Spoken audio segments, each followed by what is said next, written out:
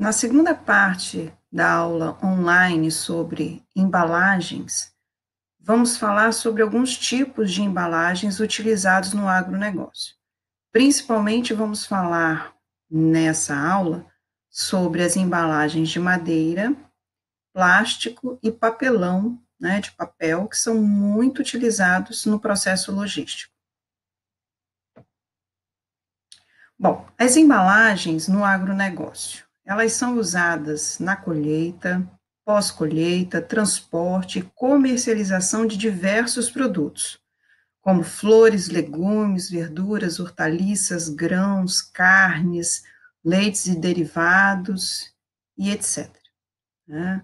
Então, as embalagens elas são fundamentais como para produtos de bens de consumo industrializados, da agroindústria e também do produtor para o consumidor final. Quais são as suas principais funções? São de evitar danos e avarias, né, que é proteger o produto, agrupar esse produto, facilitando a sua armazenagem e transporte, e facilitar o manuseio, porque muitas das vezes a gente tem que fazer alguns transbordos, né, entre a fonte produtora e o consumidor final. Segundo Balu e Banzato, a embalagem adequada é um dos principais fatores para evitar perdas pós-colheita. Bom, vamos começar falando sobre a embalagem talvez mais utilizada ainda, né, que é a madeira. Então, ela é tradicionalmente utilizada para acondicionamento e transporte de produtos ao mercado intermediário, que é o atacadista e o varejista. Então, do produtor para o atacadista e também para o varejista.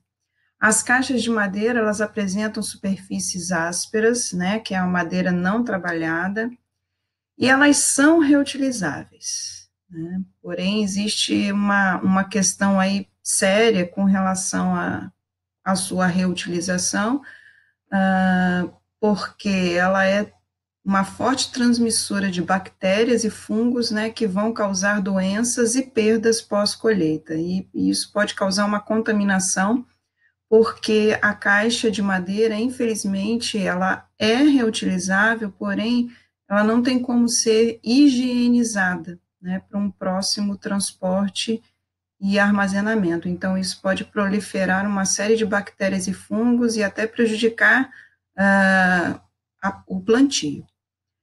E outro problema também é que ela causa muita abrasão nos produtos pelo fato da madeira ser bastante rústica, né? Os principais tipos de caixas de madeira utilizadas para o acondicionamento e transporte, né, de hortaliças é a caixa K e a caixa M. Bom, a caixa K, ela é regulamentada para diversos tipos de legumes, né, abobrinha, alcachofras, batata doce e tal. Ela são alguns exemplos dos legumes que são transportados e acondicionados nela. Ela pode ser reutilizada em média em até 5 vezes, mas é o que nós já comentamos, não é o ideal, né?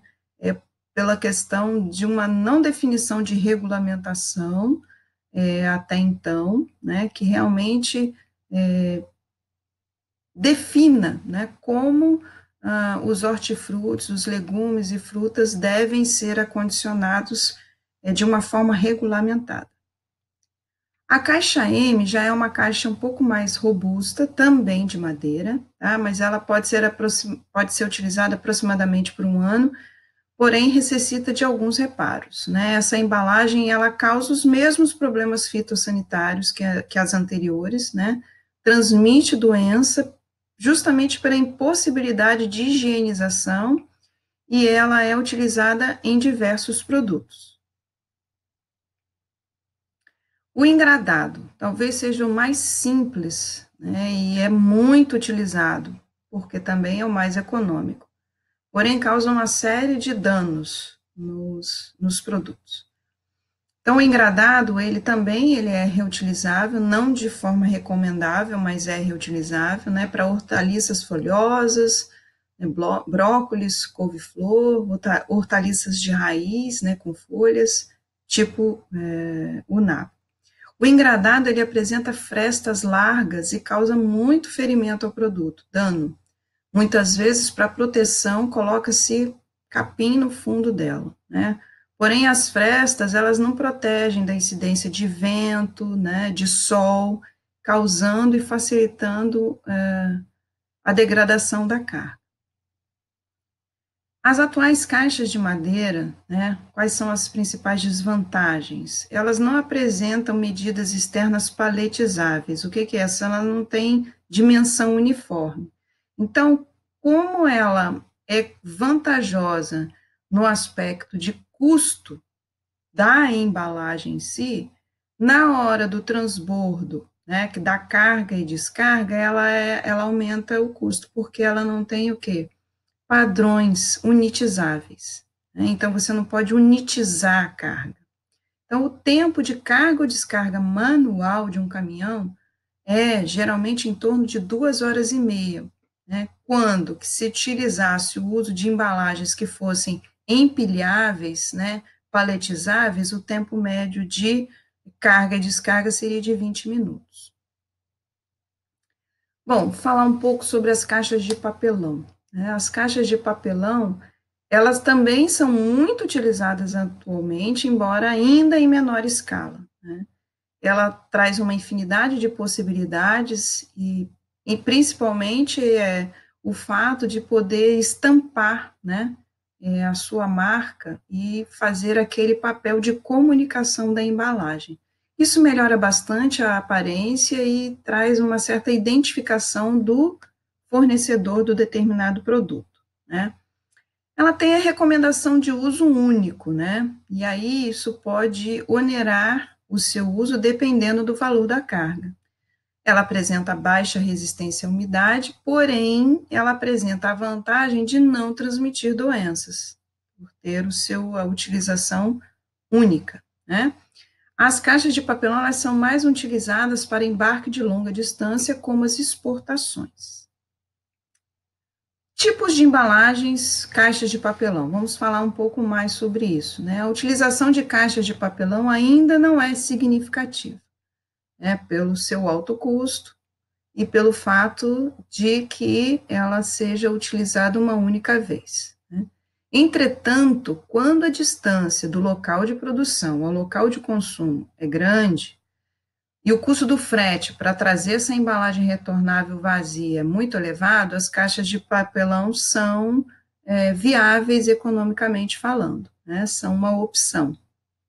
Essas embalagens, elas são de fácil transporte, elas são resistentes, e como elas são desenvolvidas para atender o determinado produto, elas são desenvolvidas também para otimizar a utilização dos espaços, tanto nos armazéns, como também nos modais de transporte.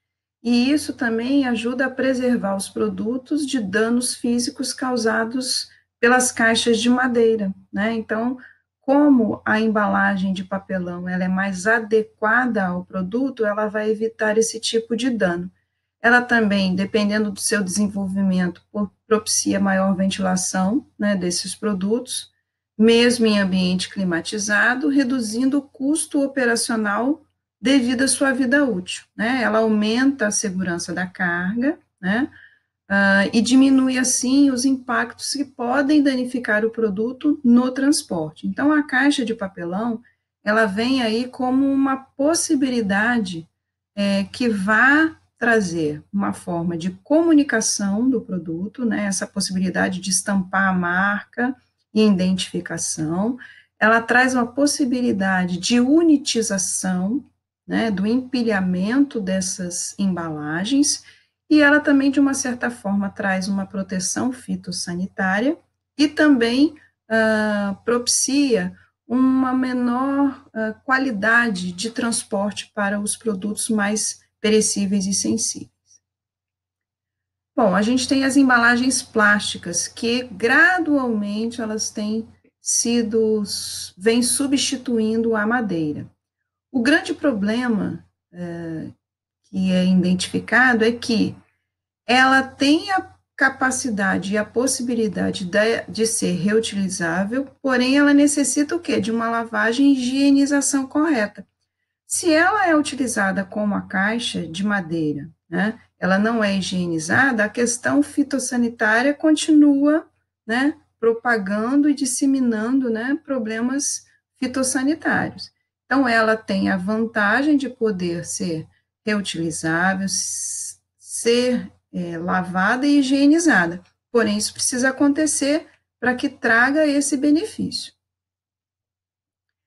As embalagens de nylon e juta, que ainda são muito utilizados, né, principalmente para batata e cebola, né, em alta capacidade, ela, em função de grandes volumes produzidos, né, principalmente a batata, a sua participação no mercado ainda é muito expressiva, né, ela tem um baixo custo e ela é muito utilizada, porém, não protege o produto e, em muitos casos, provocam muitos ferimentos, muitos danos.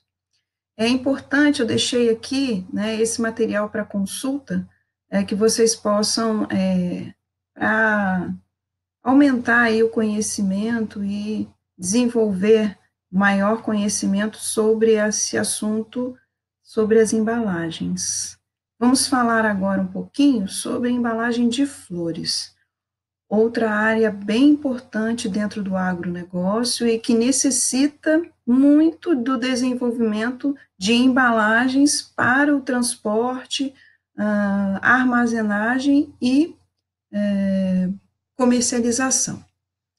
Para as atividades de pós-colheita, transporte e comercialização de flores, são utilizadas uma série de embalagens, né?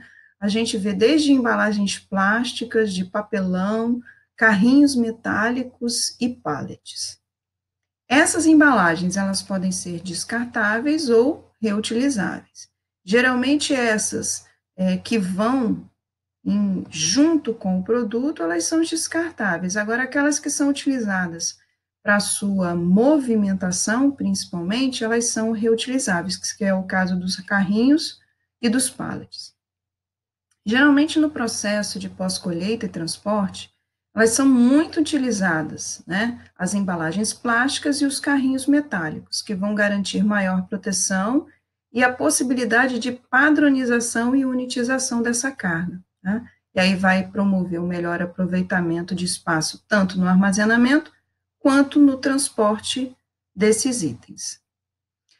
Quando a gente fala da flor, né, das flores para o consumidor final, são utilizadas as embalagens descartáveis, né, pois essa etapa de comercialização, a embalagem assume um papel muito mais importante, que é a comunicação e, é claro, também a sua proteção.